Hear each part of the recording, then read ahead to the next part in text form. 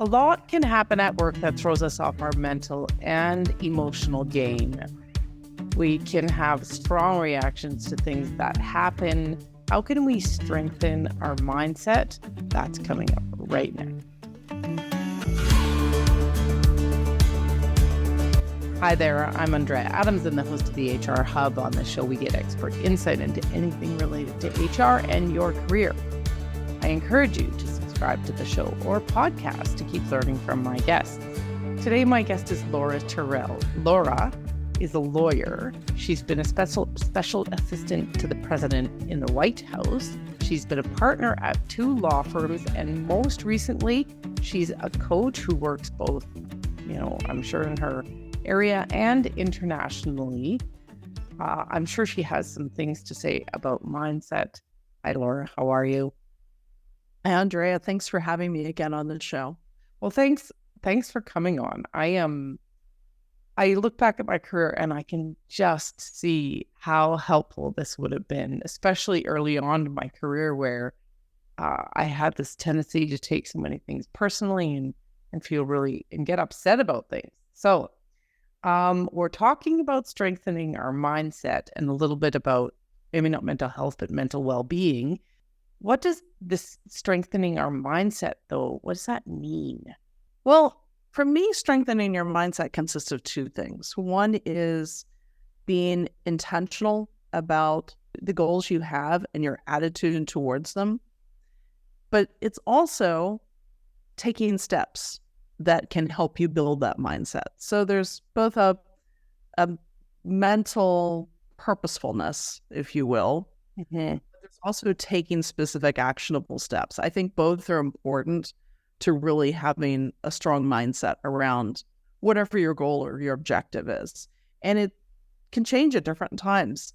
I talk to people who want to develop a business mindset. They say, I've never really been good at dealing with financials. And when numbers come my way, I start to panic. Or it's, I've never had a challenging colleague like this, and I feel like I'm just breaking down working with somebody that's so difficult or objectionable for me. I know you've done a couple of great interviews on this, Andrea, so you know a lot of what I'm talking about. But those things can really provide setbacks. A nervousness around something that we don't feel comfortable with or strong in working. Fear about confronting someone who's a difficult colleague, or just feeling insecure about our work and whether it's the right level that it needs to be. Those are all things around which people need to build a stronger mindset. And I think part of it is getting that right mental approach, but also establishing what are some steps I can do? What are some specific things that can help me make those things move together? What are some exercises or some small steps we can take? I'll give you an example. I have a client right now that is really having difficulty putting work down at the end of the day. And it's just constantly weighing, did I do this well? Did I do this right? Did I handle that appropriately? What if somebody's looking for me? Every email that comes through feels like just a snake that's ready to jump out of the email box. What if somebody's unhappy with me? And that's a big, big issue. It's a lot of things to unpack there. But one of the small things that we identified was that this person is thinking about work 24/7 and can't move away from it in a way that allows them to rest and recharge. And what would be a step that we could take that would start helping getting them to a place where they can really have a better mindset? Well, one is they need to rest. They need a break. I mean, let's just, be completely honest. This is not, let's take a 3-week vacation to Tahiti or, only work 2 hours a day or just work 9 to 5. What we ended up starting with was just this client's contract with themselves to not look at their email between 10 o'clock at night and 6 o'clock in the morning. No, that's crazy to a lot of people. Yeah. This is a real challenge. And one of the things that the client found was that this was really instrumental in changing their mindset around, hey, I can go to sleep and I don't have to look at this. For a while, they had to put their phone in a different room of the house. But that was the beginning of starting to shape a mindset around not fearing work, but also getting some appropriate boundaries with work and some of the of it. Yeah, you talk about boundaries. It sounds like the journey to strengthening your mindset for someone, it's going to be very different from person to person. But are there any sort of commonalities, any common steps?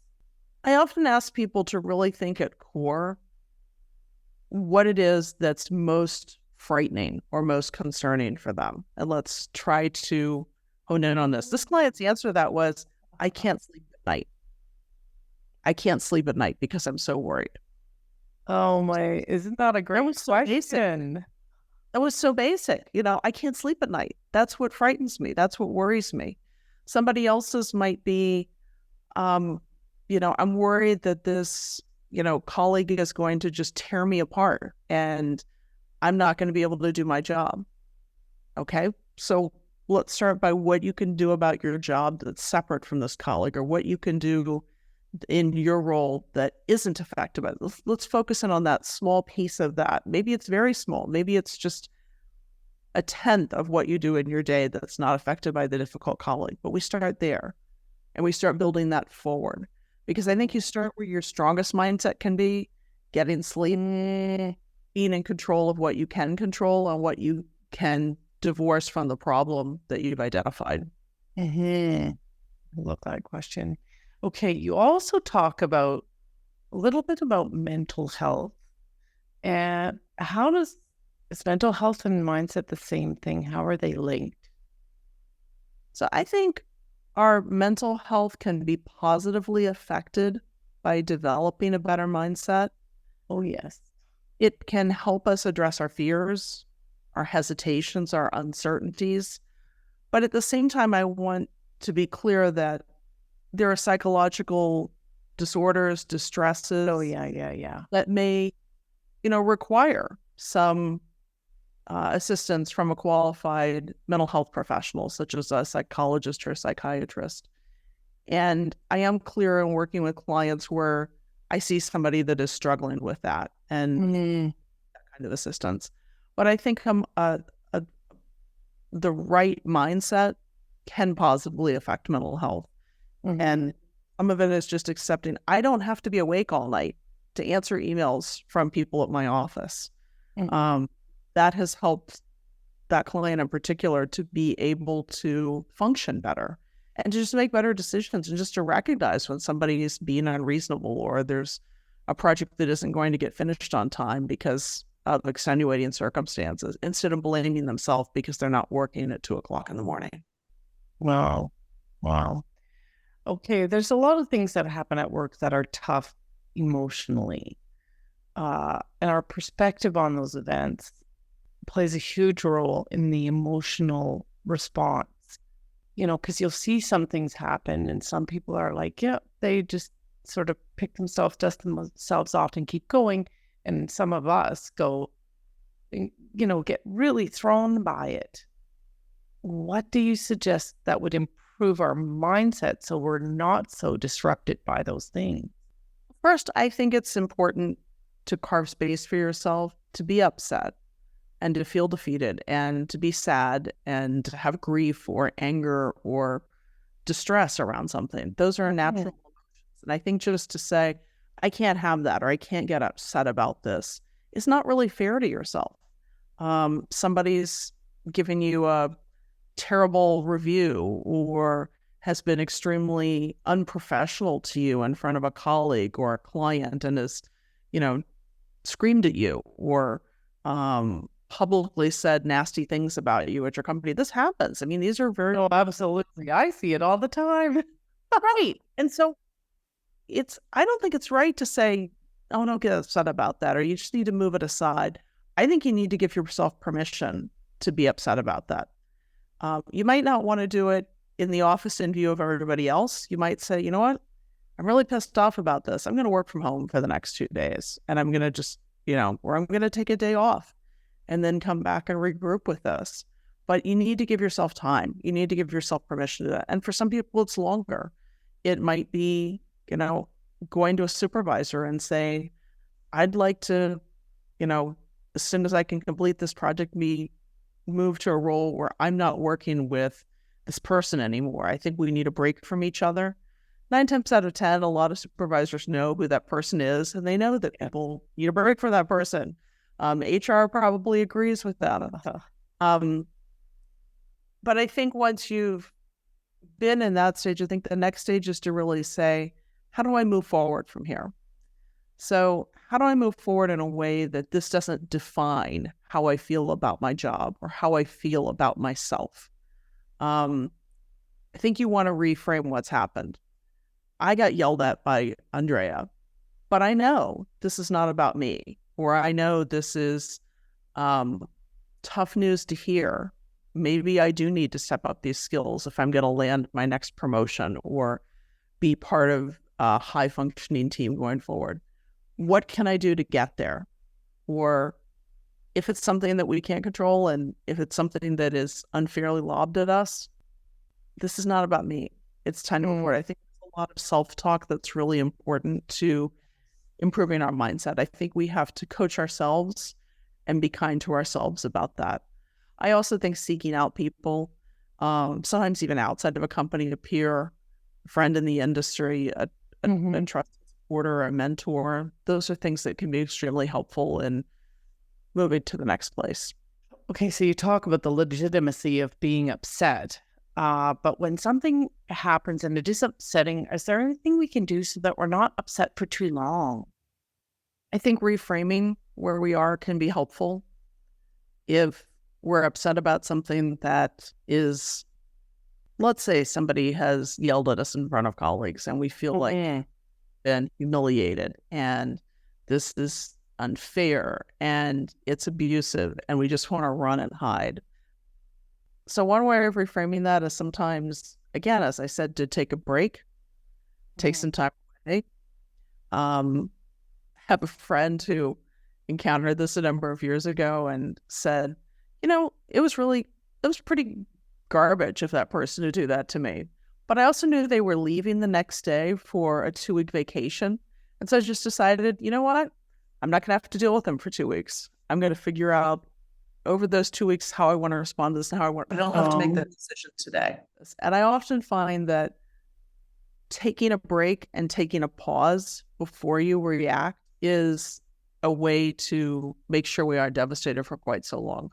It's a little bit counterintuitive because I think people think if I do something right now, I need to take some action or I need to, tell myself right away, cheer up or make a different move or I want to demand to get off this project now or I want to be out of this team. I don't want to work on it. But sometimes we need to just take a pause and whatever that is, even just getting away from the start, take a walk around the block, take, the afternoon to walk outside, go play a game of tennis, whatever it is that relaxes you and gets you in a different mindset, and then come back to the problem and then really confront it then. I think you can be so angry, it's hard to move forward if you just keep working through without taking some kind of pause.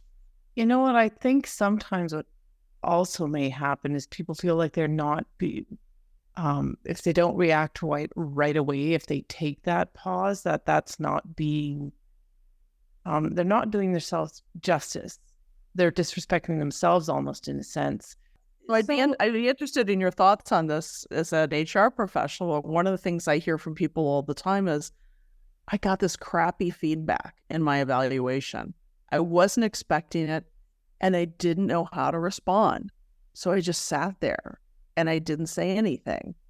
And what should I have done differently? And we often talk about, I think a great, powerful thing to say back when you hear something you don't like, you don't understand, you don't fully comprehend what you're hearing, and you are so frazzled. Me. React. It'll just say, I appreciate you sharing that. I want to think about it and perhaps come back to you and talk more about it. Yes. It's hitting the pause button. Yes. And I've had more people say to me, you know, when I've done that, I actually feel like, hey, I took a little bit of control back from somebody that was hammering me with all this stuff that just made me feel overwhelmed. And I think it's always in that situation with getting feedback or evaluation or criticism. Thank you for sharing that with me. I want to think about this a bit more and come back to you. Almost any HR professional is going to advise somebody in that situation, yeah, you need to let them take that break and come back to you. What are they going to say? You know, this is your own one and only chance to give feedback and for now your piece. No, we are not going to say such a thing. Yeah. But I think people can execute that pause even in the moment. Yeah. No, that's good advice. So what is, in your work as a coach, what's the biggest opportunity you see for people that one thing to improve their mindset? The biggest thing I see is that people can always ask more questions and always work to get more information. The biggest limiter I see on people's mindsets is feeling that there's nowhere for them to go, that the answer they've received to something is the end of the discussion, or the qualifications they have are all they can put forward or all they'll ever have. And I think asking questions and reaching out to find out what your options are. Those might be options for taking more education yourself, getting different experiences, moving to a different company, getting different roles on your team.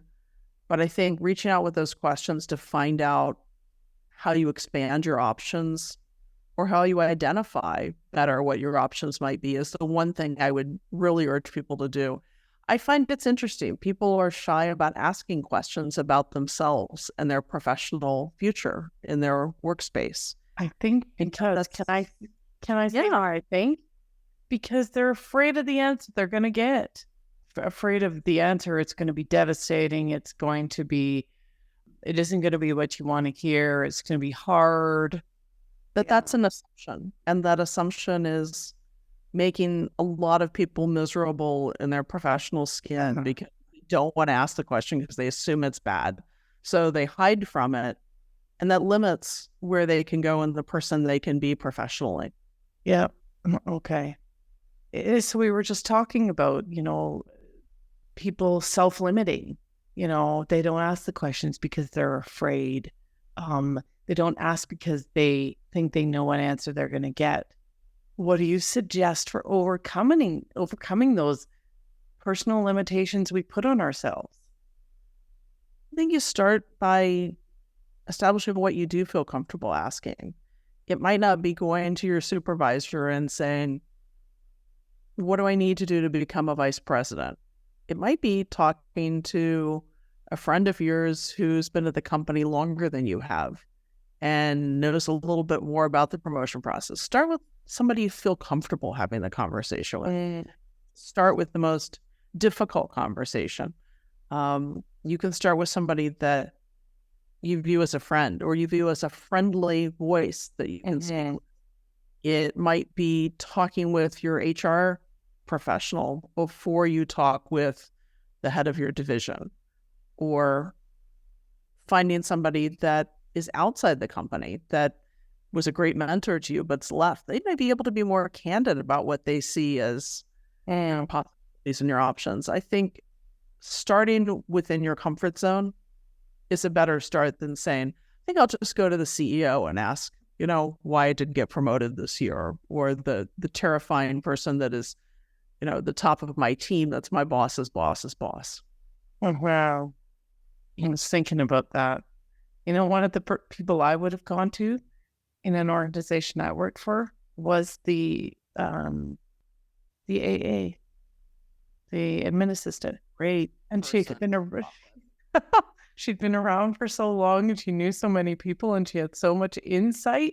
I think that's a great recommendation. And one reason I think people need to have great relationships with their AAs and their paralegals and their billing techs and the people on payroll. I mean, those people see a lot of information. They're great sources. And you can get a lot of insight from people that you might not think of as your first, but might feel a lot easier to talk to first.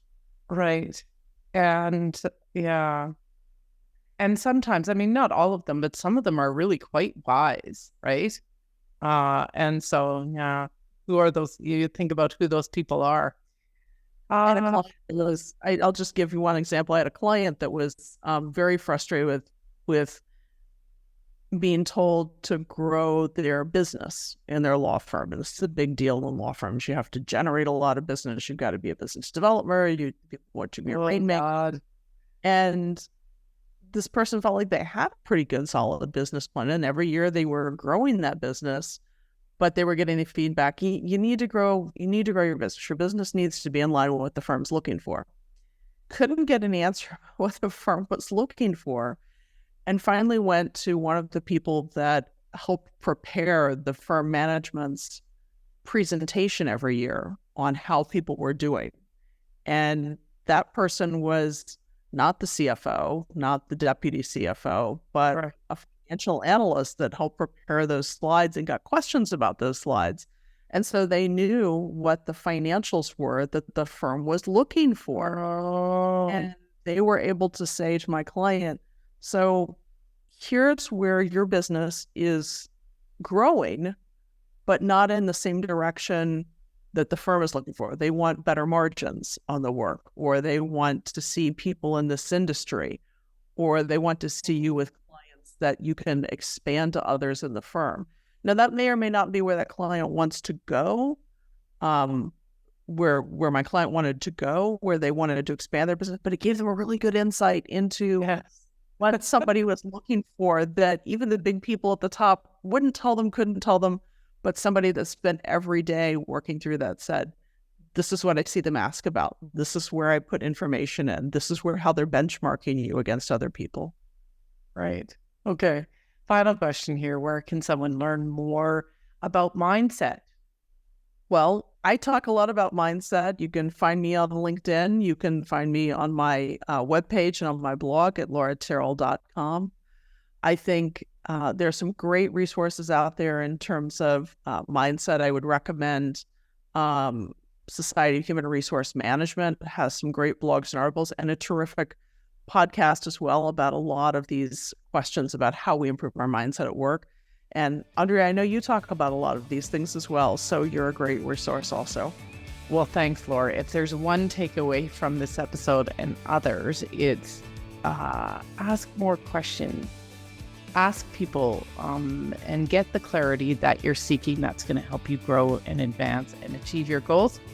But we've reached the end of this episode. Laura and I did another episode about promotion specifically, and a link to that's right here. Thanks for watching out there. We'll catch you next time when I talk with another insightful guest.